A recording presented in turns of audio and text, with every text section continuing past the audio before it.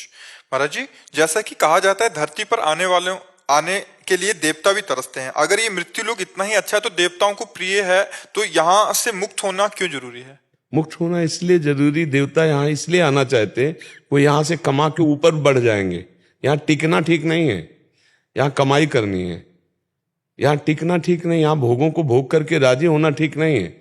फिर तिनते खरसूकर स्वान भले, जो यहाँ आकर के भजन ना करके, उन्नति ना करके केवल भोगों में समय नष्ट कर दे, उनसे सुअर कुत्ता अच्छे, ऐसा कहा जाता है। और ऐसे मनुष्य देव को कहा गया, बड़े भाग मानुष तन पावा, शुर दुर्लभ सदग्रंथन गावा। किस लिए?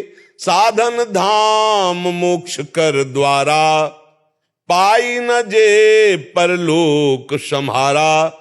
सो परत्र दुख पावई, सिर धुनि धुनि पछताए।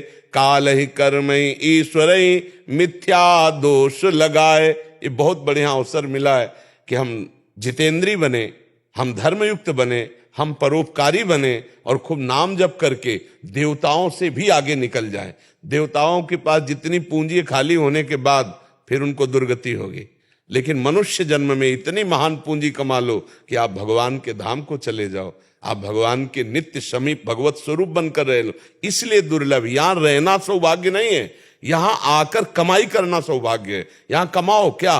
नाम जप कर सकते हो, भगवान की आराधना करो। अगर ये नहीं कमा सकते हो तो फिर पाप कमाओगे, पाप कमाओगे तो दुर्गति होगी। तो यहां कमाई करने के लिए आने के लिए देवताओं को भी दुर्लभ कहा गया है। मनुष्य लोग यहां आकर भोग भोगने के लिए नहीं, यहां आके पाप कर्म करने के लिए नहीं, मनमानी करने के लिए नहीं, मन और इंद्रियों को संयम में रखकर तपस्या और जितेंद्रियता के द्वारा नाम जप करते हुए भगवान की प्राप्ति करना। आप समझ पा रहे? इसलिए यहां दुर्लभ है, इसलिए दुर्लभ है मनुष्य देह प्राप्त करना, क्योंकि इससे हम भगवान की प्राप्ति कर सकते हैं। गुरुदेव,